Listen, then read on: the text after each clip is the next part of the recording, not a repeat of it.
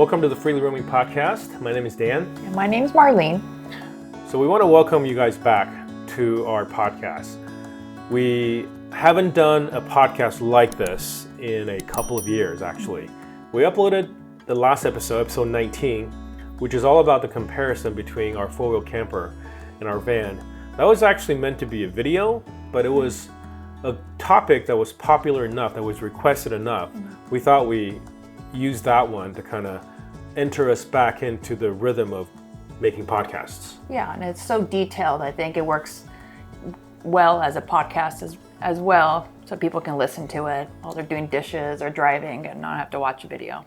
Yeah, so for video, we had a lot to say. That was like a 30-minute long conversation that we had while we were sitting in the four-wheel camper that we were using for the summer.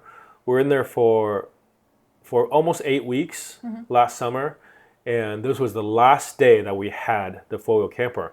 So everything was really fresh in our mind. So we knew, all the minutia about being in a four-wheel camper and compared to our van, which, we've been living in for almost 5 years, maybe almost 5 years. Yeah, 4.5 years. So this one will be officially us getting into a topical discussion. Our podcast format is going to be alternating between podcast episodes like this, where we discuss specific topics, to an alternating format where we interview somebody and talk to them. So the very next episode of our podcast, we have a special treat for you. I won't say who it is, but I feel like you guys are going to like it. We already recorded it. This is a teaser. Wow. This is how they do it, Marlene. You got to figure out the game plan. So they are somebody that we've been friends with for a few years. And in fact, we've been wanting to start this podcast, and we had a conversation with them on the phone the other day to talk about, just to catch up. And they had brought up, podcasting, and we had said, oh yeah, we have this podcast that we've been neglecting for a couple of years. So then they're like, I want to be on it. I'm like, yes, we want you to be on it. And in fact, they kind of kicked us in the butt to get us going. Yeah, so thank you. Yeah, but you have to wait for that. Okay. So that'll come next week. But this week in this podcast, we're going to talk to you guys all about Baja, California, which is a place that we really love, and I know a lot of other people really love it too.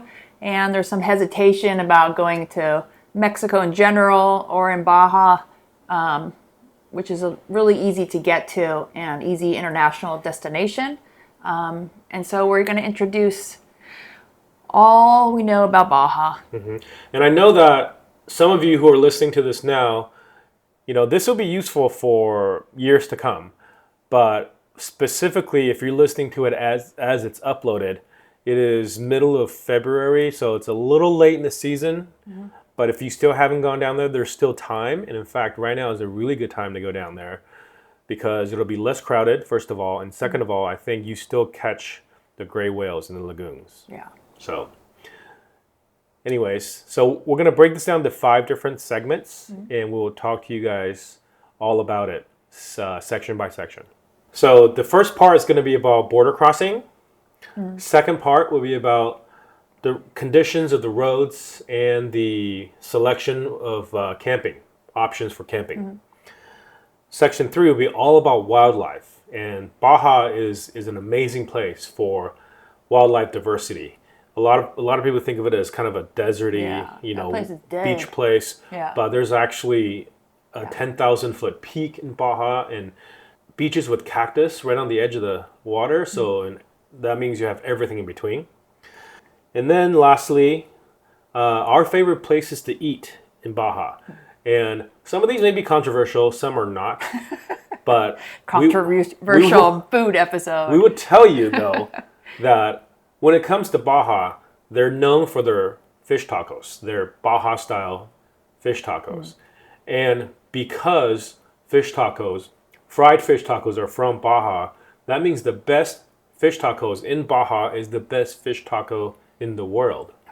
So that's something, right? So yeah, let's get into it. We'll start talking about these 5 topics. Baja California is a place that is near and dear to our hearts. We've been going down there since the 90s. Basically since we were old enough to go down there by ourselves. Yeah, I started going when I was a kid. You started going for like holidays and vacations with your family. Right. But Not just, you didn't go just like fly to like Cabo at a resort. You actually drove down there. yeah. So, that's unusual, I think, for a lot of people to have so much experience driving down there. So we can kind of tell you guys what it is to cross the border. How it is back then and how it is now. It's actually not entirely different, but it has definitely gotten busier. First things first, I think we want to talk about preparation. What do you need to prepare? So for example, if you're going to be taking your own car down there, it's a totally different ball game than if you're flying there. Driving your own vehicle down there is requires a few more steps that are sort of automated when you take a flight. You can fly down to, technically you can fly to Tijuana, but I don't know why you would. Most people just, drive. But you can fly to Tijuana, you can fly to, there's a lot of little dirt strips, but, we're not going to worry about that.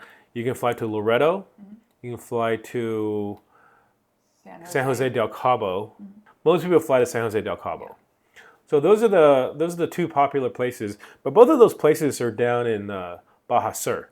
So when you come in from the north, across the border, you'll be coming in through one of the few popular border crossings. We've done crossings at the closest crossing near San Diego, which is San Ysidro. And San Ysidro, I believe, is the busiest border crossing between two countries in the world. I believe it. In the volume of people that cross on a daily basis. So because of that, it can be quite busy and challenging, especially if you go on the weekends. If you go on a Friday night, for example, or Sunday afternoon, you're gonna be in line for a long time. You can do it, however, but what we actually recommend is that we actually recommend some border crossings to the east. We've done border crossing at the Tecate border. And Tecate is actually a really easy border, and it's a small border. Yeah, they have to open the gate for you when we went through it with our truck camper. It's one car at a time. It's like, okay, we'll open a little bit more, go through, okay, now we close it again. But I do feel like more people are using that border now, so because it is so small, maybe it can also get busy. And the other border that we use on a regular basis is one of the two borders at Calexico, Mexicali. So there's two border crossing at Calexico, Mexicali. One goes through the main town, that's to the west. And then there's another one further east towards Yuma. And that is actually the one that we recommend because you don't get dumped right into the busiest part of town. It's a little bit chaotic. It's a little chaotic. And even though it's further away from town, there's still some traffic once you get in. But you can kind of figure out on Google Maps how to kind of veer around and go through more of the rural areas with less traffic. So preparation-wise, what do we need to prepare? What do people need to prepare? Okay, so you should, if you have a camper, it's a good idea to have everything stocked up. Like your toilets are empty, you have fresh water, drinking water. You can bring food, but also follow the rules of the country. So there's a limit on what kind of fresh fruits and vegetables you can bring across the border, meats and cheeses. Yeah, there's a limit on how much beer technically you can bring, alcohol, and they will ask. But a lot of times there's like a green light, red light. So you just never know when you're going to get asked, and it's better to be on the safe side. That's your call. When she says green light, red light, she literally means when you get to the border and you pull up to the border, if the light is green, you continue forward. You drive through the border. Nobody checks anything. Nobody stops you. Yeah. And we've heard a lot of people who get the green light and they're like, we're in San Felipe before we even realized we were already in Mexico. Nobody stopped us for anything. They wouldn't go that far down. Well, it's a little exaggerating. It's possible. They wouldn't go that far before they realized that they didn't cross, but they wouldn't stop because they wouldn't have to. Yeah, and you needed stop at the border to do some stuff if you're going to be there for a certain amount of time. So, well, first of all, you need to have documentations for your vehicle. And you also need to have, obviously, passports for yourselves. Documentation for a vehicle are you need registration and or title, depending on whether or not you're going to go onto mainland or not. Right. Or if you don't own your car and Yeah. it's If the name on the title you don't have a is to title. the bank, or right, you don't have a title.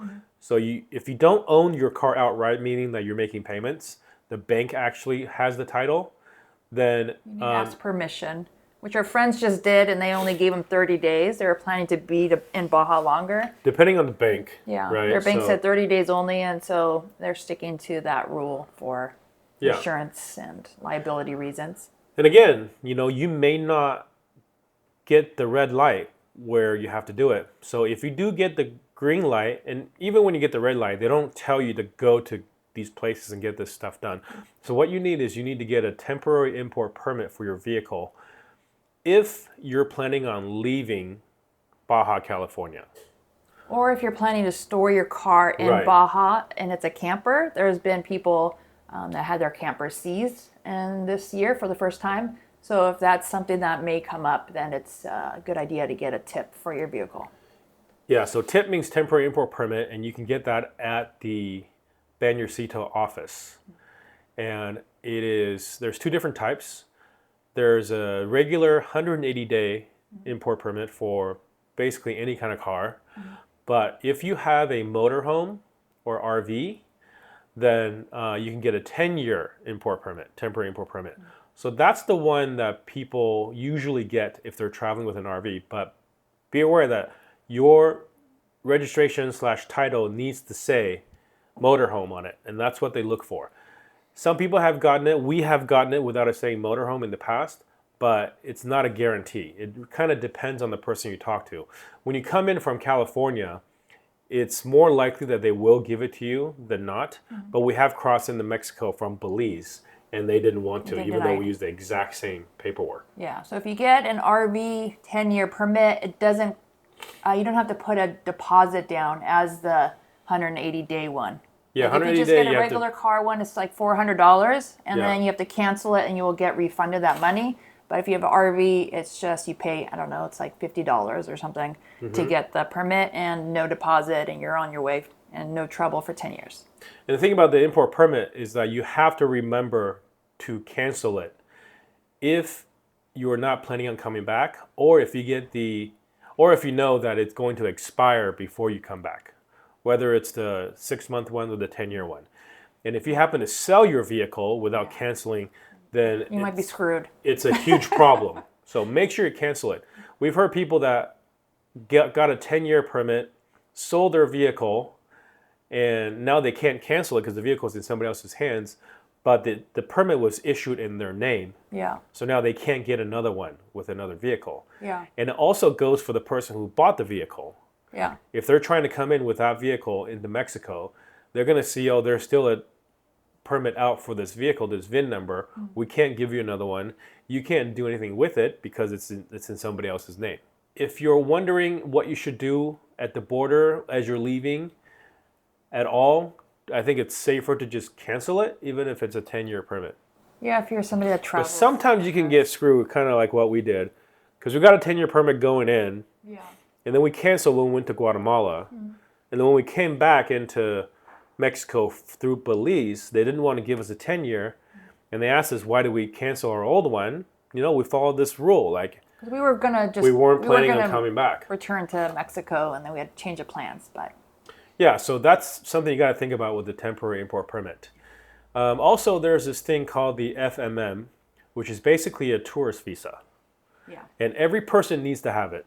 It used to be that they didn't check for Baja, but now it's required. In fact, I've heard stories it's always been about required, and I think it's like, oh, nobody checks, who cares? But Yeah. you're going into a foreign country, and they have immigration rules, just like any other country. right. You would But technically be in there illegally yeah, and if you didn't have one. And you should respect their rules, and it's not a big deal. You just Yeah, it's fill it out, and it's not that expensive, and it's good for 180 days, yeah, right?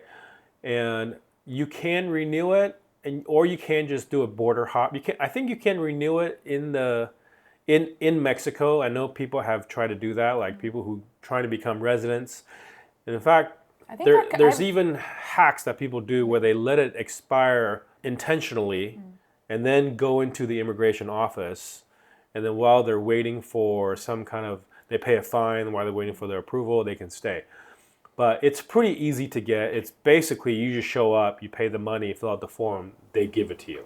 And it's really important to save your receipt, because sometimes when you leave the country, it happened to us once and we didn't have our receipt that we paid for our FMMs, they make you repay the fee. They don't care if you got the receipt on your credit card, on the email. They want to see the physical receipt. It doesn't matter if it's a photo of the receipt, it has to be the physical receipt. Just keep everything all together and yeah, I think it was about $40 because I think when we left from Yucatan to Belize, we had to pay $200 because we didn't have the receipt. So one of the tricky thing that happened too for us is that when we flew back, so we left the car in Yucatan, flew back to the U.S. and then came back from the U.S. by plane. And the FMN, when you fly, is automatic. You don't have to do anything. It's digital. It's included. But the trouble is you don't get a receipt. If we were leaving by plane, then it wouldn't have mattered. But since we flew in by air and then leaving by land, we didn't have the receipt, so we had to pay a second time. So be aware of that. Yeah. And then you have to, just as all international travel, I think your visa or your passport has to have at least 6 months left before the expiration. Yeah. And before you actually cross into the border is probably one of the first things we should talk about is getting insurance. So it's required to have at least liability insurance. We did full coverage. We got a really good deal. We like to use, there's different companies that you can use. This is for your car. This is not for health insurance. It's car insurance. Right, so this is for car insurance. And you like to use Discover Baja, but there's other companies also. There's Baja Bound and then some other ones if you want to research it on those Facebook groups. Yeah, so oftentimes you can get, if you're planning on staying more than a couple of weeks, it's a good deal to just buy for 6 months or even a year. We found that buying our car insurance for a whole year versus 6 months was only like, I don't know, $50 more, or maybe it was like less compared to like a week. Yeah, I mean, like it was like something ridiculous. It was a ridiculous amount. So I think most of the work is like in writing the policy, and the actual coverage wasn't that bad. So for us, it was fine because even though we can only be there for 6 months, we did end up coming back into Mexico. And because we paid for a whole year, we didn't have to buy it again. Yeah. So other things that you should not bring with you, and if you like usually have like a knife on your belt buckle. Oh yeah, you cannot have a pocket knife. You cannot have, people have these everyday carry EDC folding pocket knives. Technically that's illegal. You're not supposed to have a pocket knife on you. I don't know of anybody who's gotten in trouble for it, but I have heard that you can get in trouble for it. So just be aware of that. And obviously, like other types of weapons, for sure. Like no mace. guns, even ammo. Like if you have empty shell casing in your car from a trip to the shooting range or whatever, just laying around, that's a major red flag for people who are inspecting your vehicle. So make sure you clean all of that stuff out, unless you want a big hassle. No hassles. Yeah. And when I say hassle, I mean like I heard stories about people going to jail and being held in cells for days for something like that. And that seems like a no big deal thing for the US. You have some empty shell casings from a day at the range, but when you cross into Mexico, they don't know why it's there. Gotta follow the rules. Yeah. So along those same lines, is Baja dangerous? Baja is dangerous in a sense that any place can be dangerous. I would say of all the places that we've been, Baja feels like just an extension to the United States. And it's an extension to the United States, but for people who haven't gone out of the country, it can feel very exotic to you because they officially speak a different language, right? All the signs and all the stores and everything would be in a different language, use a different currency. So it's going to feel very foreign to you if it's the first time going there. However, if you just use common sense, what we do is we don't drive at night. We don't speed. We don't break any rules. We don't run stop signs. You don't want to give anybody any reasons for them to hassle you, pull you over, whether it be the police or anybody else for that matter. Basically, don't be a douchebag. Yeah. Don't be a dick. And lastly, before you cross the border, and especially if you're bringing a pet, there's a couple of things that you want to be aware of. So pets, if you have pets, if you have a cat or dog and you're bringing them to Baja with you, it's pretty easy compared to other border crossings as you head south or, you're in Europe, places we've been before, is you just need to have proof of rabies with you. You don't need a health certificate or get a USDA stamp or anything like that. So it's pretty easy. Just be aware there's a lot of stray dogs down there. They have controlled rabies. As far as we know, Dan got actually bit last winter in La Paz by a dog. And when it was impossible to get a rabies shot. Yeah, nobody would give us because they say they eradicated rabies. So that's... And turns out it's really hard to get rabies shots in the U.S. too. So have your rabies paperwork. Just be aware of stray dogs and how reactive your pets are. And you just kind of have to be alert. Dogs and cats are treated pretty similarly when it comes to border crossing. Basically, just have your vaccinations for them up to date and be prepared to show them if they ask. They may not ask. Yeah, they didn't seem to care You don't have to get like a import permit for the pets or anything. But, we're in Costa Rica now, and a lot of the country that we came through to get here, we've had to do that. It's a big pain, but Mexico's easy. Mexico's very easy. So that's it. Those are the main things that we think you should be aware of before you cross the border on your next Baja adventure. If you've never been, we highly recommend that you guys go. Baja is one of our favorite places in the world, and we feel like you guys will love them too. There's a lot more people heading down there these days, so to see Baja in the way that it's always been may not be like this forever. So it's better for you guys to check out Baja if you haven't been sooner than later. And also look at timing on, I know there's a few large van events down south now. So if you want a more isolating, wild feeling of Baja, maybe look up when those large van events are, and then you can avoid the areas that it takes place in during February and March. Like we said, right now, middle of February, beginning of March, really good time to go. The weather is still nice before it gets too hot. If you're thinking about going down there, you don't have to go very far. You can just, spend a week in San Felipe, and that's just as good a time as anything else that you can do. I mean, driving Baja California is really not that different, obviously, than driving anywhere else.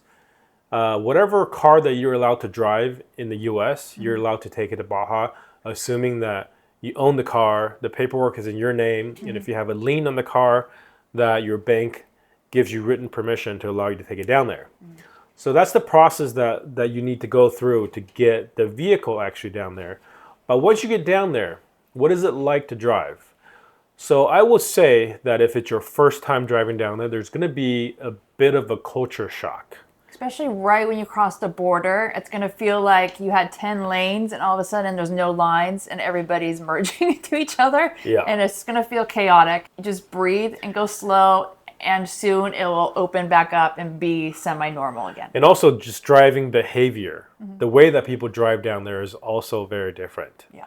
So you got to be ready for it. Just be on the lookout, keep your head on the swivel. Make sure that you're not changing lanes without double checking, triple checking before you do it. And depending on which border crossing you take, you may come into, let's say you take the Tecate border crossing. Tecate is a relatively small town. You don't really have a ton of traffic. But if you're going on the weekend, Friday, Saturday, Sunday, maybe it's worse. But if you're going through San Ysidro, going to Tijuana, that's going to be very hectic. But Tijuana is a pretty big city with highways and stuff. So you're actually on the highway for a while, for a lot of it. You can almost avoid getting into the city streets in Tijuana if you didn't want to do it. So that's actually okay. Just border crossing maybe take you a little longer. But if you go through Calexico, Mexicali, that's probably the place where you're sort of in between these two styles of border crossings. Not a super big city, but big enough. So it's not like Tecate. You're going to see a lot of locals driving and merging. Their stop signs look the same. Are they hexagons or octagons? They're the same shape, but instead of saying stop, it says alto. Stop signs, you'll be able to recognize it by shape, even if you don't speak Spanish. Street lights are a little bit different. The street lights in the US, you get red and it goes straight to green. Right. And from green goes to yellow and then red. Versus in Mexico, it goes to yellow in both directions. So it'll go from green to yellow to red, and before it goes from red back to green again, it'll go through to another yellow. So be aware that a lot of people who are used to driving through these lights, they are anticipating that yellow, and oftentimes they're going at the yellow. So you don't want to gun it out there and thinking that you're free to go, but everyone's going to do it at the same time. So be aware of that. As somebody who's traveling from a foreign country, you're going to stick out like a sore thumb, especially since you have probably a foreign license plate. So don't speed, make full stops. The cops are going to be a little hungry for a bribe right when you cross the border. Yeah. So that's the hot spot. That's the hot spot. So just don't speed. That's the main thing. Yeah. Right? And don't drive erratically. So when you first cross into Mexico, you may not be completely aware of your surroundings. So you're probably going to be driving slower than normal, which is good. But at the same time, don't drive so slow that you become a target for a different reason. One of the things that you want to do before you go in is that depending on what kind of self-service you have, you probably want to download offline maps for your mapping provider. Depending on what you use, you can do it with Waze, you can do it with Google Maps, you can do it with Maps.me. So depending on what kind of GPS you have for driving directions, make sure you get offline maps. Otherwise, you may rack up a big roaming charge if your phone doesn't support roaming. And on top of that, also download your Google Translate for Spanish. So there's a lot of area in Baja that has no cell service at all. A lot of people have Starlink these days, and that's going to work fine because there's no trees or blockage in Baja. But you may not have. For most people who have Starlink, don't have the in-motion version. Right. So while you're driving, it's still important to have either some kind of cell service or have offline. Like Marlene said, Google Translate lets you download offline language packs, which won't translate everything, but it will translate the most common phrases for you.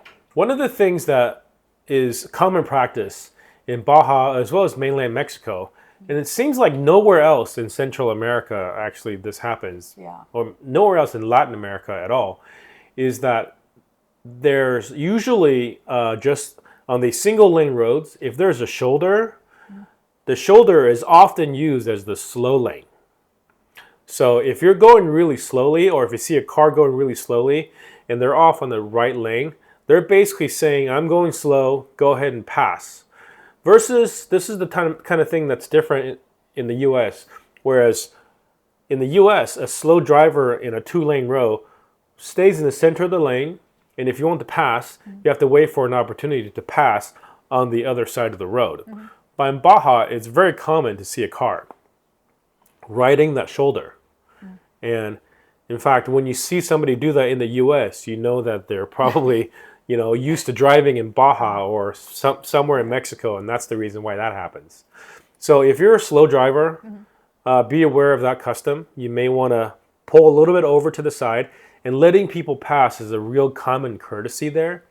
There's not nearly the type of road rage that exists from people trying to pass each other or brake checking. But there is dangerous behavior, not road rage, but just people passing blindly and dangerously. And because they're so used to passing. I think there could be a lot of head-on collisions, or some highways or roads don't have a shoulder at all. So it's like the line and then it drops off to, a few feet or whatever. And I mean, just be aware of that. Yeah. When you come around a blind corner, it doesn't hurt to slow down and be careful, because even though you may not be doing anything wrong, there may be somebody coming from the other side passing on a blind corner. When you drive through a lot of these pueblos, a lot of these little villages and towns in Baja, you will find out that it seems like all of the little villages and towns are in charge of their own paved roads. The government, the federal government or the state government, only paves the main roads. More often than not, the second you turn off of a main road, the entire pueblo is unpaved and is full of potholes and dirt roads. And the same thing goes for sidewalks. Like every house is in charge of their own sidewalks. There's no city sidewalks. So some people build it really tall. Some people don't do anything. There's Can be always treacherous. an open, like, it's like manhole for like the water and electricity. Like you have to be aware walking also that you don't fall in a hole and twist your ankle. Yeah, so that's kind of the top line items for just navigating the roads in Baja, Mexico. Bigger cities are going to have less problems. Like they have this government program called Pueblo Mágico, which means magical villages, and they're very beautiful. Towns like Todos Santos, it's like an award. towns like Loreto are all Pueblos Mágicos, and it's an award that the government that gives to these villages, these towns, but they have to fulfill certain requirements to get it. So unless they fulfill it every year, they can actually get it revoked as well. So these towns generally are going to be better and more well kept because the Pueblo Mexico designation gives them more tourism income, and a lot of that tourism income goes back into building the infrastructure of that town. So when you cross into Baja from the US, a lot of the places near the border will accept US dollars, but it's always good to also have pesos. And it used to be challenging to get cash. A lot of people, before they go to Baja for the first time, they'll overpay to get pesos from the US side at a really terrible exchange rate just to have some. But what we've experienced lately is that it's actually really easy now to just go to a bank and go to an ATM and get money out. Just make sure you go to a legitimate bank that that has a safe ATM. It's not that anyone's going to mug you necessarily. It is more so that you're not paying an outrageous fee for getting money out, and also make sure that there's no credit card skimmers stealing your credit card number when you're getting the cash out. What we like to use is we have an account called Charles Schwab Investors Checking Account. And you don't actually have to invest with Charles Schwab to get this account, but you do have to sign up for an investor account even if the balance is zero. And then you can use their checkings account, which comes with an ATM card that refunds every ATM transaction fee back to you monthly, regardless whether it's in their network or not. So that's a really, really good one to use, and that's one I recommend everybody. And also, besides getting cash, it is much safer now, it feels like, to use credit cards. When we were in Baja and mainland Mexico in 2016, we almost exclusively used cash. I would get cash out every time I needed to buy something, because a lot of places didn't accept credit cards. But nowadays, it's actually very, very common to accept credit cards almost everywhere. Yeah. And credit cards, the credit card that I recommend using is the Chase Sapphire. I think there's also a Citibank version that does something similar. And the Chase Sapphire one is great because it doesn't charge you any foreign transaction fees. So that's the one. And my experience with that card is that, for good or for bad, it has never, I don't know if it has ever been declined using it outside of the US. Yeah, it's been pretty good. It's been pretty good. So everywhere I use it, it just accepts it. So you might argue that's a negative, right? Because if you lose it, then it's just going to get used everywhere. But Chase is also really good about making sure that, well, I won't say it's never been declined. It has been declined in the past, but I get a text right away, and I can click yes. I can reply yes on that text, and it will activate the card right back. So in that sense, it's a really good card. And you get a lot of points for travel and different benefits and stuff like that. We're not sponsored. That's what we use. That's what we use, and we've been using it for all of our international travels.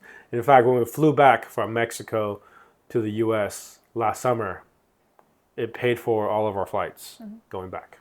That's how I would recommend you guys getting cash and using credit cards. The next thing you want to consider is getting water and getting fuel. So fuel is easy. Fuel, the thing you want to think about is, it used to be that you pay cash for it, but a lot of the gas stations now will have these sort of portable credit card machines that's tap enabled. You can just pay by that. The important thing there is to if at all possible, make sure that you are there when they use the card. Don't let them take the card from you and then go somewhere to charge it. Yeah. So that's kind of an important thing to do, just to minimize any risk of things happening Double charging with your card. That sometimes happens. Yeah. And make sure the pump is zeroed out, and they usually say, okay, look, that's zero. Yeah, because there Courtesy. are places where they will try to scam you by giving you less fuel than you actually put in and then charging you for a higher amount. So I think in this situation, if you're you want to see what if anybody else has been scammed at a gas station or had any trouble, download the iOverlander app, and there'll be other user contributed things. Say, oh, I had trouble at this gas station, and then you know to avoid that one and maybe go to the next one. But sometimes there aren't that many choices for gas stations, so you should always fill up when you can, especially on those long stretches in the middle of Baja. Yeah. So you got to plan your gas stops for sure. Yeah, I think the longest gas gap is between Bahia de Los Angeles to Guerrero Negro. Yeah. Or maybe I would even say from San Felipe down to Guerrero Negro, because there is some gas stations along the way, but we found those gas stations to be just out of fuel a lot. Yeah, sometimes if you're there during like Baja 1000 or the van life event or something like that, and it can run dry, and you're like, oh, I'll get gas at Gonzaga Bay, and then Gonzaga Bay says, sorry, no diesel, and you're kind of screwed. So yeah, and it's a long ways to the next one. Yeah. And at the turnout to go to Bahia de Los Angeles, there's usually a guy there selling gas out of like milk jugs. That is really last resort, because you really don't know how old that gas is and how long it's been there, and whether it's actual real gas or if it's watered down. So, just be aware, bring jerry cans with you if your car doesn't have a lot of range. And that's gasoline. Yeah, and diesel, I think it's important. A lot of people take new diesel vehicles down south, and if you're on the north, if you're within 500 miles of the U.S. border, or basically above Guerrero Negro, the whole, it's a Baja, just California, Baja Norte, then it follows the 15 parts per million. It's ultra low sulfur diesel, right? Once you get in the second half, they say they also have it, but some people have been testing it, and I think they're lying. I mean, some of them, they know that if they say they have it, they'll sell to more people. Yeah. So, I would question, I would not trust the sign 100%. Just know that even a modern diesel will be able to accept high low sulfur diesel that's not ultra low, which is about 40 times more sulfur content than ultra low. So you can use it for short periods of time. Yeah. But if you were down there for an extended period of time with a modern diesel, with all the emissions control systems in place, you will run into problems. We've talked to people who literally have had to leave their engine on for days trying to get back to the U.S. because the computer of the engine told them that there's no more starts if you shut it off. Yeah, but other people have no trouble. It just depends on your luck and how your engine does on the regen cycles and all that fancy stuff it does. So just be aware, the north is okay, but south, if you're not going down for very long, top off before you get to the southern part of Baja. And if you had to get fuel down there, diesel down there, you can get diesel down there. Shop around a little bit. Even if it says ultra low sulfur, it may not be, but if it is, then it's going to be better for your modern diesel engine. And DEF, there's so many auto zones down there. You just pick it up at AutoZone or Walmart. It's available. Yeah. So that's getting fuel, and getting water is a different story. Getting water in Baja, it's actually there's a process. You'll get used to it pretty quickly. Obviously, you don't want to drink the water. If you guys know about the drinking water situation in Baja and all of Mexico, the water is not potable, but some locals do drink it, and some of them don't get sick. I've even talked to we talked to a Canadian couple whose the wife drinks it and the husband doesn't. Wife doesn't get sick, and the husband got deathly ill. So, depending on how you tolerate stuff like that, I would just recommend not drinking the water. And what they have is they have all these agua purificadoras which are just water purification plants. And they're not all like the types that you see in the US where it's like an automated coin-operated system. A lot of these are just full-on like water treatment facilities, and they just have PVC pipes piped to the front with a nozzle. You go in there with your jug, and they use these, they call them garrafones, but they're these 5-gallon, we call them sparklets bottles. I don't know if sparklet is even around anymore. But those 5-gallon jugs, the round ones with the top. So they fill those. You can get that pretty cheap. Usually what we do is we just have them fill jugs, and we take the jugs and fill our tank with the jugs. Sometimes they have a hose. You can ask for a hose sometimes, and some of them, I think they will let you fill from a hose. The problem with filling with a hose at some of these places is that they don't like to do it, but what they'll do instead, they'll ask you how big your tank is, and they'll just charge you for the whole tank because they don't know if you're empty or if you're halfway. If you have a 40-gallon tank, you tell them it's halfway, but you're actually less, then they don't want to be shortchanged by how much water they sell you. So fill with a hose in places that you can, but just be aware that you may not be able to fill with a hose. Have alternatives. And a lot of these places, if you have to fill with a bottle, it means that you're filling from a non-pressurized hose. And some more modern RVs require pressurized hoses to fill their tanks. So if that's the situation, make sure you have a gravity fill option in your RV. So when it comes to camping, Marlene mentioned the iOverlander app. That is a really good resource. That is primarily what a lot of people use to find camping, whether it be wild camping or campgrounds or restaurants that allow camping, hotels that let you park in their parking lots for a fee, or just beaches where there's concessionaires that come by and charge you a fee to camp there. All that stuff is there, and it's as popular as it is now. All these places are getting constant reviews, so you can get a pretty up-to-date information on what these places are like. So use iOverlander to check camping. Wild camping is pretty easy all over Baja. It's not the case outside of Baja. Which is one of the reasons why we love Baja so much. There's a lot more dispersed camping available. If you're choosing to wild camp in Baja, just follow the tread lightly protocol. Don't make new paths when you don't have to.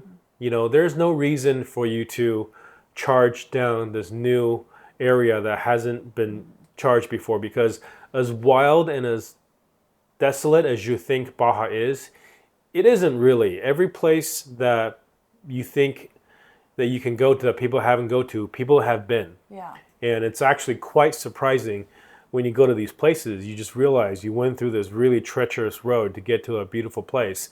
And there's a local guy there in a Nissan Sentra. So have some humility, be humble, tread lightly, don't make new trails. Yeah. And if you're driving on beaches, that could be problematic too, because along all the beaches of Baja, or at least a lot of the beaches of Baja, there are sea turtles that come and lay eggs seasonally. Yeah. And if you're driving over soft sand, you can very easily be trampling over, and they lay dozens and hundreds of eggs at the same time in a hole. And you could be driving right over them, crushing hundreds of sea turtle eggs. Don't kill the turtles. Don't be a turtle killer. Yeah, and a lot of these places, when you're wild camp, there's no trash, and you will notice trash. So pack your stuff out and pick up the extra stuff that doesn't belong to you and make it better. And don't, because if we just it's just so much trash, it's going to get banned. A lot of places and that's going to be so sad for the future generations. A lot of places you feel overwhelmed by how much trash there is already. Yeah. And some people may feel like, well, there's already so much trash, like what's another bag? But, that's obviously can't be the attitude that we have. And also, when you look at trash on the beach and stuff like that, realize that a lot of the stuff that's on the beach or even in just out in empty fields, they're often blown in from somewhere else. Because you can get really strong winds in Baja. And especially on the coast, they can get washed up and down. So, it's not necessarily the locals who don't care. It could just be a big landfill somewhere else that big windstorm came and just blew it everywhere. Yeah. So do what you can to keep the place clean. Like we see a lot of like trash cans that are full. And so, I'm just going to put my trash next to the trash can. And then the wild dogs come, or the stray dogs, and there's rip up the bag. Trash everywhere. They're eating it. It's just... if there's no room in the trash cans is full, sorry, you just have to Take it with you. Like Yeah. we don't have a trasheroo. We just put it inside on the step, and when we get to town, then find a trash can, throw it away, and just Yeah, be responsible. That's really hard to deal I hate with. to be preachy about this, but you know, sometimes you have to. Sometimes you have to. One of the most important things about driving in Baja, and often in just foreign countries in general, is to not drive at night. And Baja specifically, the most important reason why you don't drive at night is because that the nights are cold, especially if you go down there in the wintertime. And a lot of the animals, cattle, sheep, even horses, donkeys, they come to pavement at night and they lay down because it retains heat from during the day. And since there are no street lights, there's no highway lights, and if you're driving at night and you don't have good lights on your car, you can't see too far ahead of you, you may be going 50 miles an hour and suddenly there's a cow sleeping. Yeah. So that's a bad day for the cow and it's a bad day for you and your car. Yeah. So that's the biggest reason why you don't want to do it. And of course, you know, other safety reasons are valid as well. And if there's somebody out there looking to harm somebody, they're going to do it in the cover of night. Yeah. So it's best to try to find where you're going to be for the night while the sun is still out. Yeah. And even if it means that you have to go a little bit slower, you have to take a little longer to get to where you want to be, it's better to be safe than sorry.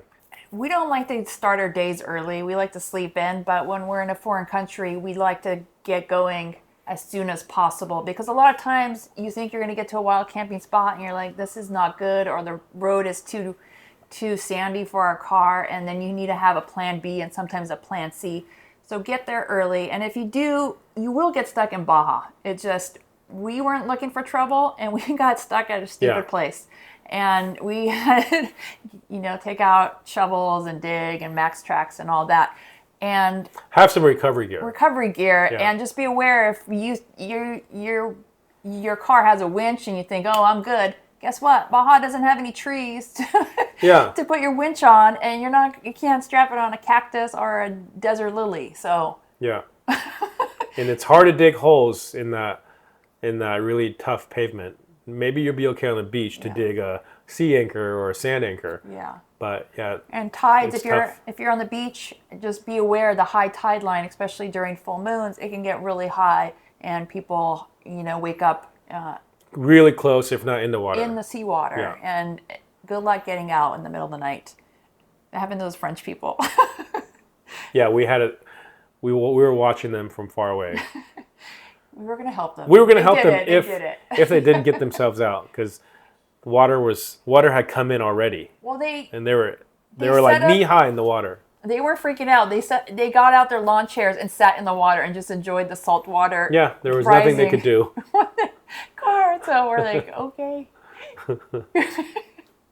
So I think that's it. I think those are the main things that you have to be aware of when you go down to Baja California when it comes to driving, navigating, finding camping, getting water, getting fuel, and all the important stuff. Baja California, a lot of it is desert. And when people think about desert, they think about places that are devoid of life, often. The only reason that I can imagine why people think that is because of cartoons people watch as a kid, right? A lot of it depicts like the Sahara Desert. Yeah. If you watch Disney's Aladdin, you know, it was like camels walking on. Those are the lifeless type of deserts that exist. Especially in that part of the world, in the Middle East and in Africa. Or when it's super hot and all the animals are hiding. Yeah, and you just don't see them. Yeah. But they're there. I mean, even when we're in the Sahara Desert in Morocco, you wake up in the morning and there's animal prints, mostly all bugs, everywhere. Yeah. You know, they make all these little tracks everywhere. Yeah. So they come out at night, but even for deserts, Baja's deserts are completely different than the deserts of the Middle East and of Africa. Baja's deserts are teeming with life, and because it's the peninsula, there's so much shoreline all the way around. Most people are surprised at how much wildlife they will see when you go to Baja. And in this video, we want to tell you guys the key ones that you should go check out and what you can expect. So first of all, fishing is a big deal in Baja, all over Baja. Anywhere from Rosarito, Ensenada on the Pacific side. There's big sport fishing activities that you can do. Go out there. Whale watching, you can do stuff, like go out on a boat to do whale watching. But the really good whale watching is actually further south, and we'll talk about that in a little bit. But on the Gulf side, the first real town that you get to is San Felipe. And San Felipe is also really known for its fishing. It was mostly known for the shrimp, the Gulf shrimp that comes out of the Gulf of California. Lately, though, there's been restrictions put on the shrimping businesses, shrimping boats, when it comes to drag netting the shrimp, because there is this very, very endangered porpoise in the Gulf of California. And I think at some estimations that there are down to dozens of them in the whole world. And they're endemic to that whole area. That's the only place they exist in the area. So, the shrimping is not as good anymore. But at the same time, they're doing it to try to protect the wildlife. Yeah. You will see dolphins and porpoises out there, but the times that we've seen them, I don't know that if they're the endangered kind. It'd be really cool if it did. Like, we saw the magical. There's only so many of them. What are they called? The vaquitas? They're called the vaquitas, and they're well known. Yeah. They're well known all over Baja for being unique to their ecology, and they are very, very rare. So whatever we can to keep them around, that's what we should do. However, you can see also lots of other kind of marine life as well. And one of the most popular things that people do is going down to Baja, going down to the middle of Baja, just past the border between Baja Norte and Baja Sur. Guerrero Negro is the first of these lagoons. The lagoon there is called Ojo de Liebre. And I think it means bunny's eye or rabbit's eye. Yeah. And it is a lagoon, and it is the only place in the world where gray whales migrate to every winter to have babies. And these gray whales, they go all the way up to Alaska in the summer to feed. In the winter, they come all the way down to these lagoons in Baja. There's two lagoons that are protected. It's the lagoons at San Ignacio and the lagoons at Ojo de Liebre. These two lagoons are sort of protected by the federal government. You can't even swim in it. Or kayak or take your own boat out. If you want to go see the whales, you have to take the licensed tours that they go, but they're not licensed tours like in huge boats. Yeah. They're just in these little traditional pangas, and it's these traditional local guys that take you out to go see them. And you're out there maybe like half a dozen people at a time in these panga boats to see these whales. And what's really cool is that they do a really good job of protecting these whales. And in fact, when you're in these two lagoons, there's other places where the whales go that aren't protected that I can't vouch for. But in these two lagoons specifically, only 25% of the lagoon are the boats allowed. So the whales can be anywhere in the lagoon that they want. If they don't want to interact with people, there's 75% of the entire lagoon where they can be. But what's amazing about these gray whales is that they're curious animals. They're really curious marine mammals where they will come to the boat, they'll swim right up to you, and if the moms have babies, they'll often swim up with their babies. And we've been out there on these tours where the moms are literally like nudging the baby towards the boat to come interact with the people. Turning their heads and they look at you. And their eyes are about this big. Yeah. It's like a cantaloupe-sized eye. And they open and they look at you, and you're just looking into the eye. You feel like you're seeing directly into their brain. And they're just amazing animals. And it's an unbelievable feeling to be that close to them. When we first experienced this in 2016, we didn't know anything about it. Somebody had told us, you go check it out. So we went to Ojo de Liebre, and we paid like $5 which included camping. Yeah. And I think it included a beer at the bar. Maybe. Which was like unbelievable. Yeah. So, in fact, once you got in at the time, you could camp for as long as you want, but there's no facilities out there. So, you don't stay for very long. And it can get very windy. So I think the prices are a little bit different now, and also they charge more if you're if you're not a Mexican citizen or resident. So it can be a little bit expensive. I don't know exactly what the prices are now. I would say between $50 and $80 a person these days. What? I would say it's like so much less, and it felt so affordable compared to everything else around. Well, then, but I don't know how much it is now. I think it's higher now. But, because it's gotten more popular and because there are a limited amount of tours that the government limits. So, we can put some links down in the description for you guys to go check out the actual pricing. But I can still like remember the first time because when you're getting close to the whales, you just hear poof, poof. Yeah. I can hear their blowholes, and they'll come up, and they allow you to touch the whales if the whales want to be touched. And so you're like petting a whale, and then you're so into it, and then you don't realize, oh, they're about to breathe. So out of their air holes, like mucus flies at you, and usually you'd be like, oh, crap. You want to make sure your mouth is closed when that happens. But you're such in a magical moment. You're just like, I'm fine with this somehow. Yeah, because it's we'll like wash the best it off day later. of my life. Are there diseases that they can give you? Probably. I don't know what they are, but it's like it's a magical experience. Yeah, because they're there because the water is shallow and super salty, so it's buoyant for these newborn babies. The sad thing is there's orcas waiting outside of those lagoons that are waiting to eat those babies. So those babies are growing as big as they can. They're learning to swim, learning to protect themselves.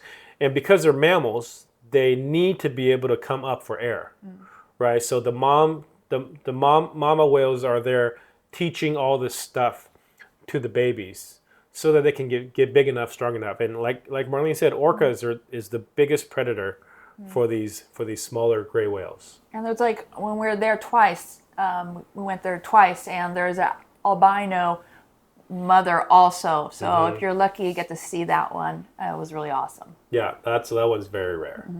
So there's a lot of different opinions about whether or not people should be out there, and if this is something that we should be doing and we should be promoting. So my opinion has always been that at these two lagoons is the only place you should go do it. There's other places that are not regulated, and those I would almost imagine I would assume that anything goes as long as you're willing to pay. People may let you swim with them at those places if you want, which you're definitely not supposed to do. And people may go faster than they're required to. They may go after whales to go see them.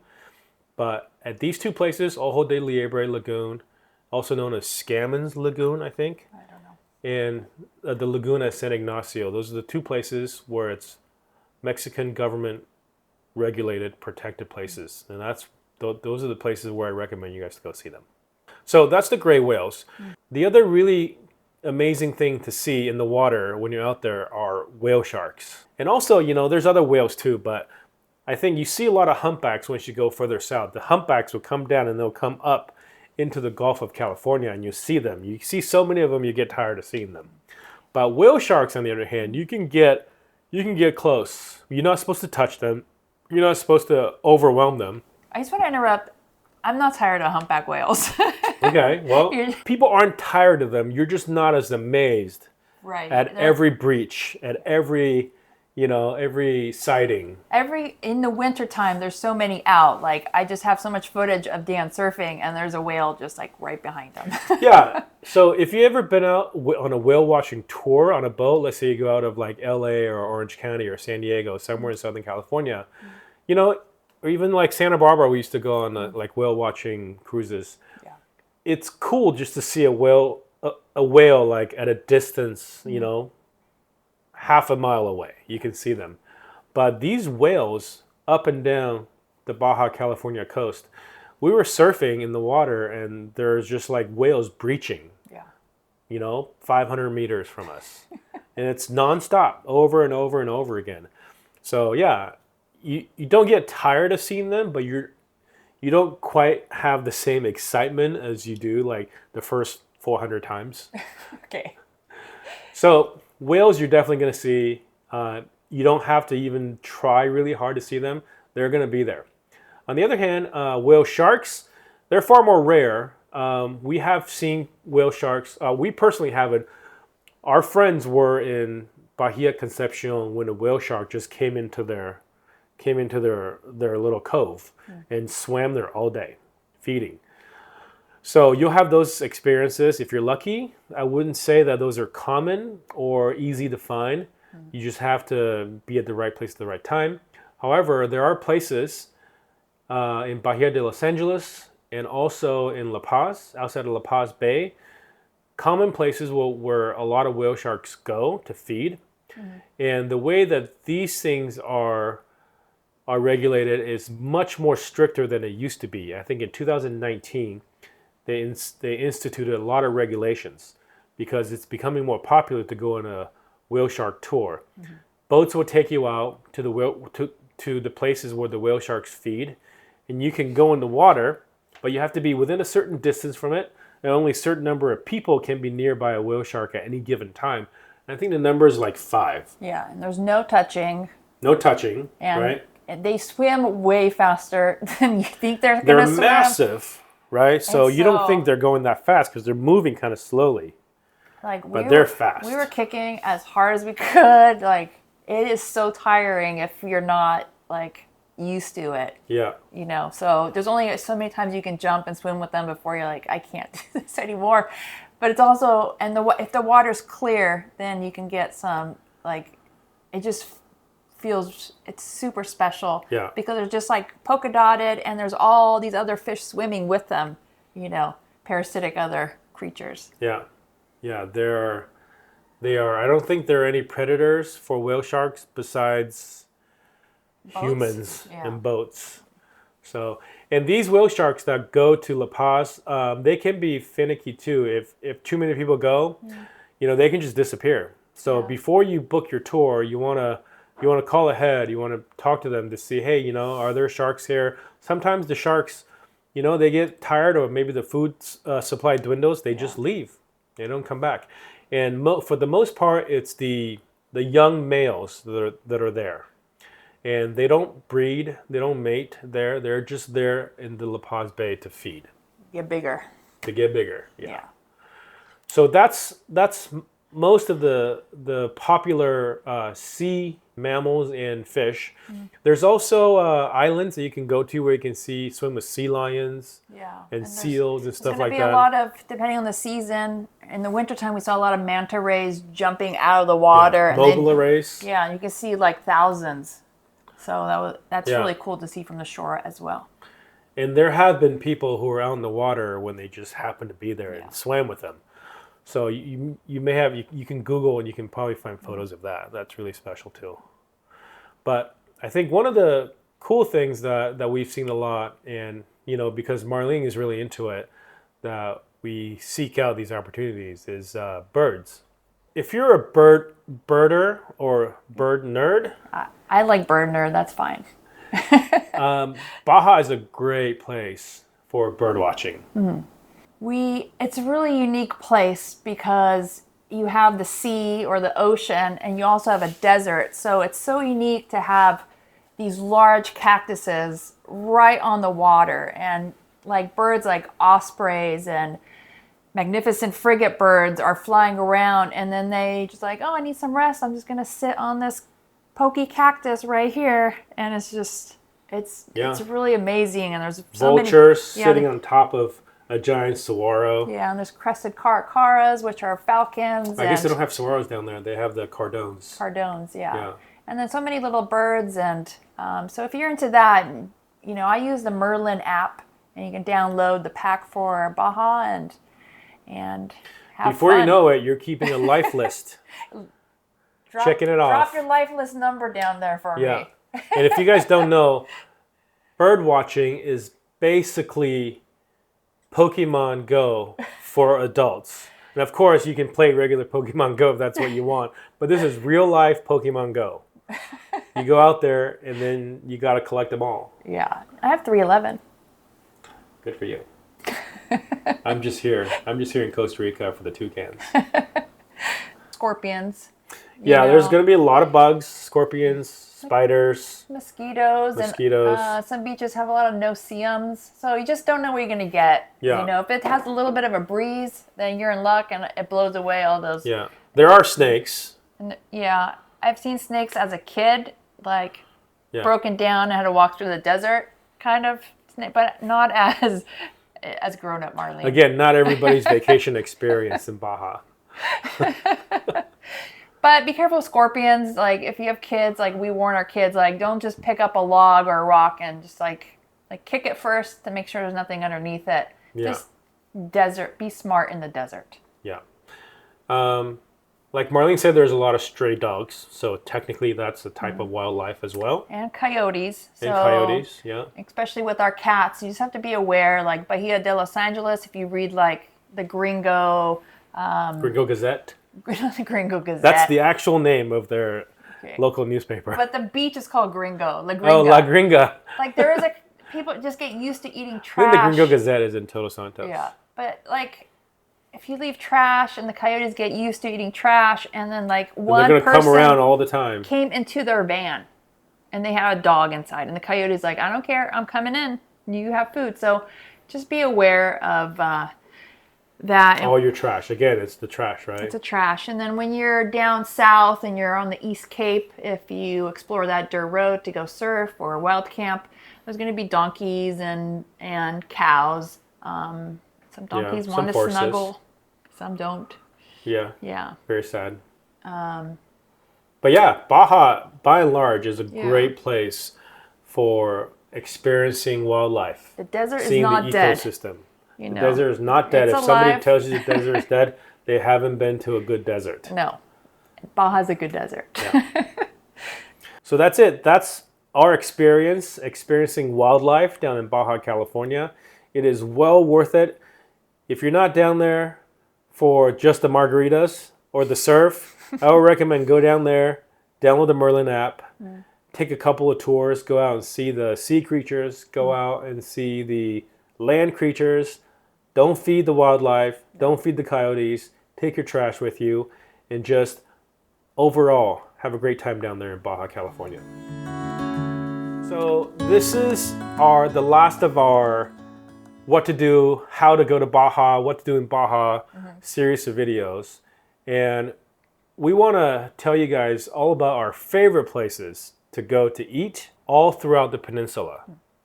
So we've spent in the last, I don't know, since 2016, so almost the last 8 years, we probably spent a total of a year in Baja. It's surprising because 4 of those years we were in Europe. We didn't come back. So we spent a lot of time in Baja in the 4 years that we were in North America. That's because it's one of our favorite places. And in that time, we've eaten at a lot of places. We camped at a lot of places, both with our truck camper, four-wheel camper, and our Sprinter van. So we're going to start from the top, and we'll go all the way to the bottom, and we'll tell you guys all of our favorite places to eat throughout the entire peninsula. So where do we start? We start in San Felipe. Okay. So if you go on the Gulf side, that's one of our preferred places to go when we go to Baja, as we go to the Gulf side. Mostly it's because it's less busy. Even though San Felipe can get pretty busy, especially during Baja 1000 and the Baja 500, it's far less busy than Tijuana, Rosarito, Ensenada. You know, once you go to all those busy places on the Pacific side, San Felipe is going to feel like a sleepy town to you. So in San Felipe, there is what's called the Malecón, and the Malecón is just a waterfront at every coastal city in Mexico. Well, I think in a lot of Latin America too, they call it the Malecón. In the Malecón, there's going to be lots of options for food. And of course, San Felipe is also very well known for their fish tacos. And I will say their fish taco is not our favorite fish tacos of all time. I'll tell you where that is later on. But our personal favorite place to eat in San Felipe for fish tacos is a place called Mariscos La Morena. Yeah, and they have pretty good, and they're known for also shrimp. So there's a lot of ceviche. Yeah. Right, shrimp cocktail. Yeah. So they are, if you go to the Malecón, it's all the way on the south end of the Malecón, just before it kind of turns back inland. I think part of it also is because that we have nostalgia associated with this place. So just tell them the gossip. That's our spring break spot from college, and we spent a lot of And we ate there a lot. nights drinking, and So- that was our spot. maybe when you go there and you'll find that there's other places that Yeah. you like better, but because of nostalgia, Yeah. it's always our go-to place when we go down there. And if you were to go on the Pacific side, if we were to hop across the Ensenada, our favorite taco place is a place called Tacos Trailero. It is actually right off of the main road. If you go down, it's on the north end of town. You'll see on the left side, it's a great taco place. It's going to be pretty busy. And you show up there, there's like a giant area where they're prepping the tacos. There's probably like 10 people working there. And all you do is you go up there, you tell them how many tacos you want. They just give it to you. And then you go to the taco bar, you fill up all your stuff. Yeah. You can get any kind of tacos you want. I don't think they have fish tacos, but they have all the other kinds of meat tacos They that you want. must. Maybe they do now. I remember when we were there last time. Well, maybe it's because we don't go there for fish tacos. I think because We go there for al pastor usually. Okay. So, and then you eat all these tacos. I mean, these are street-sized tacos. You can probably eat like 10 of them. So these days with inflation, I think prices are a little bit higher than before. Yeah. You may pay a little bit more, but it's really, really good. And it's because the way that they do things, you just tell them how many you want and they just keep them coming. Yeah. It's easy to just like overeat there. Yeah. So Tacos Trailero, check it out. That's in Ensenada. Okay, so as you continue south, from San Felipe and you go south, you're on Highway 5. There's not a lot of stuff from San Felipe down until you get down all the way down to Guerrero Negro. So the Highway 5 will pass Gonzaga Bay, will pass Puertecitos. There's no restaurant there really. And you pass Gonzaga Bay, there's not really a restaurant. Actually, Gonzaga Bay, there's a restaurant at the community. Alfacinas. It's pretty good. It's kind of expensive, but it's a pretty cool spot to hang out, have a margarita, and have some traditional Mexican food. They even have burgers too, I think. And that's kind of the last place you'll find a easy place to pull over and get a bite to eat. As you connect back to Highway 1 and you're continuing going south towards Guerrero Negro, there's nothing until you get to Guerrero Negro. And then there's a shining star right in the middle of town. It is a shining star in the shape of a gray truck. It is called Tacos El Muelle. Or Tony's Tacos. Or Tony's Tacos. For gringos. Yeah, for those that want something that's easier to pronounce. It is a gray whale-shaped truck. I mean, it's a food truck. And we've been eating there for years, for 10 years probably. And this last time we were down there, we talked to Tony, and he said since the pandemic, he moved from the main drag to a piece of land that he owns, and he serves tacos from his truck still from that piece of land. However, he's building an actual physical restaurant. So by the time we get back there a year from now, I believe last we heard that he will be selling out of the restaurant instead. Last we know from somebody who was there a couple months ago that he was still serving from the truck. So I feel like he's probably getting close. But that is, in our opinion, and in many, many people's opinion, the best fish taco in all of Baja California. Which means? The world. The world. The world, yeah. And if you go, you might see a little Molly Mish sticker. That's us, Really Roaming and Molly Mish. So if you do, take a photo and send it to us. And the thing to get there, very simple. They just have fish tacos or shrimp tacos. Yeah. Right? So all you do is say you want fish, you want shrimp, you want it with flour, or you want it with corn. And that's it. And there's a simple little condiment bar in the front. It's just onions, cabbage, or coleslaw, sort of Mexican coleslaw, and then some salsas. Yeah, like a guacamole. Yeah, watery green guacamole, salsa, spicy red salsa, a crema, guacamole salsa. Crema, pico de gallo. And that really is all you need for a good fish taco. And what makes his so good, I feel like, is just the fact that it's so fresh. His batter has a little something in it that's different. There's something special. That's different than everybody else's fish tacos. But it's so fresh that it comes out of the frying oil into your taco. You need to wait. And it's seconds. Yeah, you have to wait for them to cook it fresh. No, but like it's so hot when you first get it 'cause it's so fresh. That's like true. you don't You'll burn your mouth. yourself. But don't wait too long because the fact that it's fresh is what makes it so good. It is.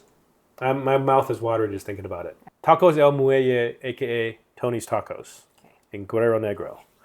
Okay, so continue going down. We go to Well, before Mulegé in San Ignacio, there's Rancho Grande. You had your birthday dinner there, and isn't necessarily the best food in Mexico, but I Yeah. think it is probably the best option for food in San Ignacio. It's nice atmosphere, and you're sitting by the Right by mission. the square, by the Yeah, a mission. little patio, Yeah. and they keep the Really good margaritas coming. margaritas. Yep. And there's a few campgrounds, and you can just walk. You don't have to drive. You can just walk to your campground. It's easy. Yeah, so a lot of people when they stay in San Ignacio, we see them just eating at Rancho Grande. So that's our favorite place to go there too. Okay, so continuing south from San Ignacio, we end up at the town of Mulegé. And Mulegé has a lot of great food options, but we're gonna talk about one on the south side of town, which is surprising to us because obviously you get tacos and Mexican food Yeah. and all different types. But outside of town, south of town, you have Mulegé Brewing Company. Which was a big surprise for us last winter because it was our first time there, and we are like, "What?" Somebody recommended, hey, you should go get pizza at the brewing company. We're like, okay. I mean, they have craft brews, which is getting more popular. But once you have enough Pacificos and Dos Equis, like an IPA or a Yeah. nut brown ale or something, like Switch it up. yeah, it's a refreshing change. But then we ordered the pizzas, and I swear that the pizza they make there is what I tell people is that the pizzas are so good and not just good for Baja. It's good pizza for Yeah. anywhere. So when we first ate there, it was so good we were back there again the next day. So we ate there twice. We were friends at that 24 time hours. too. So Yeah, yeah. So Mulegé Brewing Company, it is a surprising place, and I think they have live music too Yeah. on the weekends. So Yeah. go check it out. it's worth the stop.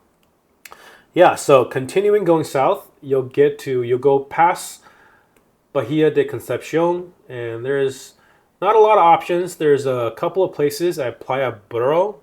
Playa Burro. Yeah. Playa Burro has the Nomadica place Yeah, that we- people like, but it wasn't open yet when we were there. But across the street, there's a Whoa. place where they have really strong but good margaritas right across Really from strong. Playa Burro, right next to the volunteer fire station. Don't When I drive. say volunteer fire station, it's a rundown like shade cover with an old fire truck that Yeah. may or may not run. Yeah. But don't drive. Don't drive Camp after at those Playa margaritas. Burro and then just walk back to your camper. Yeah. So if you go south, you get to the town of Loreto.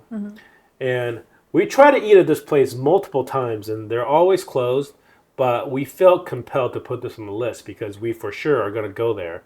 And everybody tells us that it's really good. In fact, some people argue that it's better than Tacos El Muelle, which I can't imagine. There's nothing in the world that Yeah. How could qualify. dare you? How dare you say that? This place is called El Rey del Taco, and that is in the town of Loreto. It's pretty easy to find. The popular campgrounds are all within walking distance from it. I think it's 1 or 2 blocks to the north of the main square. Okay. So if you're there, check out El Rey del Tacos. And once you leave Loreto, you'll be going around the bend, and there's some places along the way that we've eaten at, but none that we really felt like that we want to include on this list.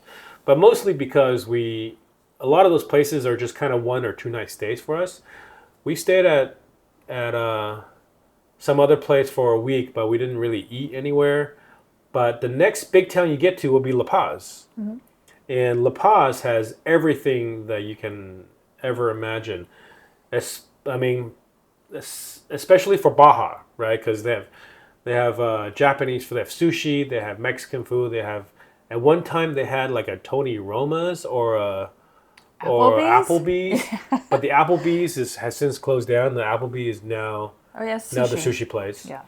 The place that we recommend for fish tacos there is kind of a chain, actually. There's Yeah. multiple locations in southern Baja, and it is called Claros Fish Jr.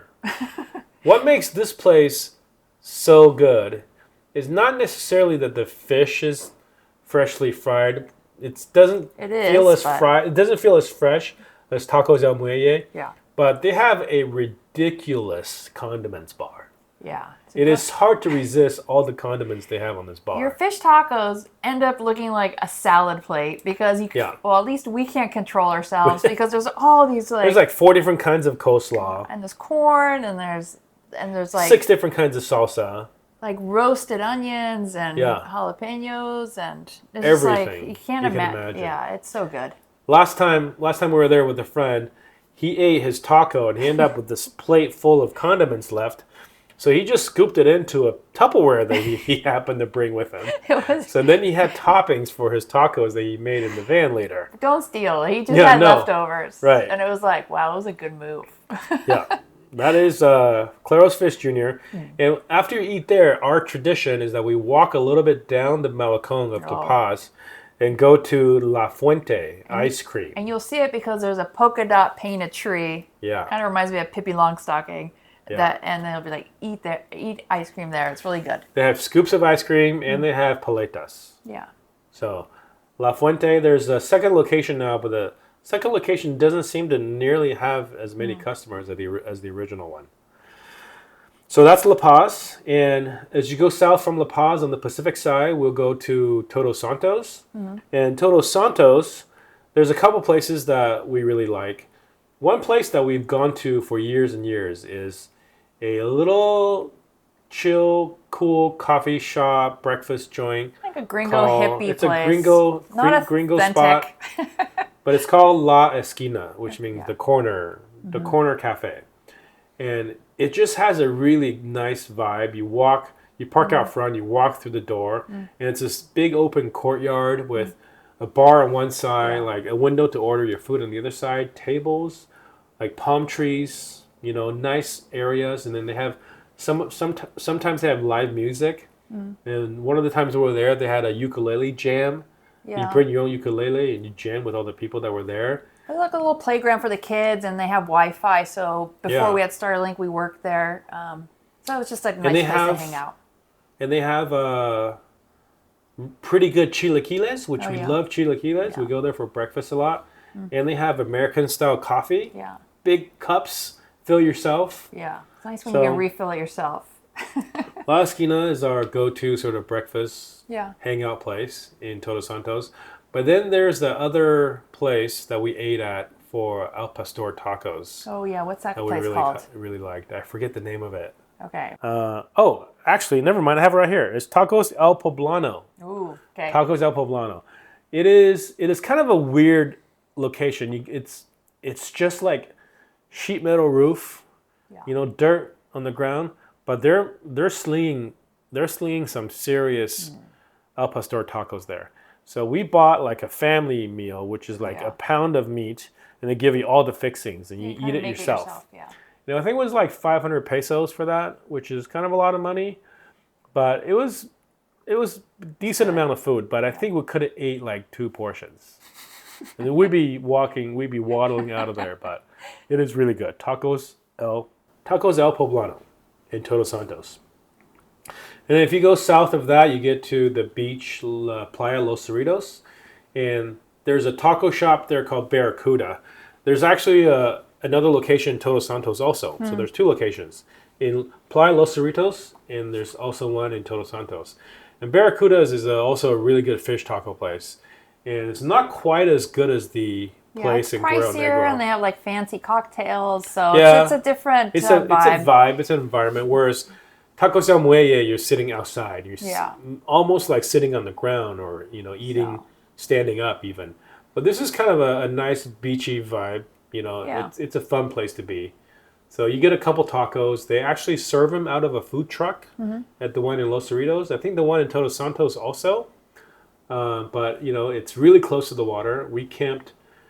But where we camped and where the beach, we have to walk past it every day. So a lot of the times we're there, if it's not busy, we'll go eat. And a lot of the time, there's a line out the door. Yeah. So Barracuda in Todos Santos and Playa El Cerrito. Couple more left, and we're going to be all the way down at the bottom now. We're at Cabo San Lucas. And this place is, the food is just okay because it's kind of gringo food. I don't even know what you're talking about. Well, I'm talking about Latitude 22. Okay. Latitude 22. If you guys ever been down to to Baja, or specifically Baja Sur, you've seen these stickers that people have that says "No Bad Days." Yeah. And this "No Bad Days" phrase came from the guy who started this roadhouse. It's called Latitude 22. He's a Croatian guy. He's a Croatian guy, immigrated to the U.S., and decided to go down to Baja to go fishing. And we first found out about this place because our friends who were down there went to school with this guy's daughter, who runs the place now. He has since passed away. His name is Mike, I think right? so. Mike has since passed away, and his daughter and his son-in-law now runs the place. And we were down there, and the food is actually reasonably priced compared to other places, because it's like it's a restaurant. It's a sit-down restaurant, and they have live music. The best thing about this place when we were there is on Fridays, they have a Queen cover band. So good. And it's this Mexican Freddie Mercury. He's got the sweet amazing. mustache. He's got the mustache. He's got the voice. He's got the moves. Yeah. So Latitude 22. Don't necessarily go there for the food. Go there for the drinks. Ambiance. Eat something there. Go there for the ambiance. And go there for Friday night Freddie Mercury cover band. Okay, lastly, this is kind of a surprising place. Is a place called Zai Sushi in the little beachfront. It's not even really a community. It's called La Fortuna. It's on the East Cape. It is down a dirt road. It's down a dirt road, probably 6 miles. So if you have like a little car, yeah, you're gonna be bumping down there a little bit. But it is like a world-renowned sushi chef who decided that he was going to open a sushi restaurant, and the views are amazing from there. And just the views alone is worth going. But on the other hand, the sushi is also really good. Usually I'm apprehensive when people talk up a place. I'm like, I'm going to be disappointed. This always happens, but it was good. It was good. It was good. And the cool thing is, La Fortuna, you can also camp for free right there in the parking lot. Yeah. So if you're going to go, you can just camp right there, but be aware that usually a reservation to eat at Zai Sushi is a good idea, and they're not open every day. I think they're open. There's a couple of days a week that they're closed. So that's the only restaurant you should plan ahead for. The rest, you can just show up usually. Usually. So that's it. I mean, there's obviously other great places to eat at, but we could go on forever. Yeah. So we don't want to just keep going on. So we took you guys from Ensenada, San Felipe, and all the way down to Cabo San Lucas, and then even down to the East Cape. All right. So that's it. That's our hot take or top tips. For Cabo. I guess hot take is usually something negative, right? I don't know. But this is probably another long episode, so you can see why we're splitting up a Dan and Marlene episode with an interview. Yeah. I think we're going to lose our voices if we keep just doing. And I also think that we're getting back into this podcast, so I think we have to kind of find our rhythm. Yeah. So this one's probably long. In fact, we even cut some stuff out. This is the list of like Baja stuff that we wrote like a year ago. Yeah. So this has been kind of brewing in the back of our mind for a while, and we had to come back and refresh our memory a little bit. Yeah, I mean, we really should do these in the moment, but we're not the best, but we have all the information and we want to share, so here it is. And we want to kind of get into a better rhythm, so I think the sustainable rhythm won't be as long as these. So this one's going to be pretty long. Yeah. Thank you guys for sitting through all of this. And obviously we teased earlier that the next one's going to be an interview that we already did. That one's pretty long, but it's worth it. I hope you guys are willing to sit through that. And there's some great advice, especially if you're somebody who's thinking about full-time traveling, want to hear all the pros and cons, and also some, mistakes that people have made, or, that you can maybe learn from. And on top of all that, really great tips on how to be a creator, a content creator, as a full-time traveler. So you guys will really like that one a lot. I think so. So that's it. That's our episode. This is episode 20, I think. Wow. Of the Freely Roaming Podcast. And we're 5 years in. We got 20 episodes. Hopefully this is going to happen more frequently. And feel free to ask us any questions if you want. You can send us an email at hello@freelyroaming.com, and we'll love to hear from you. Thanks for hanging out with us, and we will see you guys in another episode. Bye. Yay! We did it.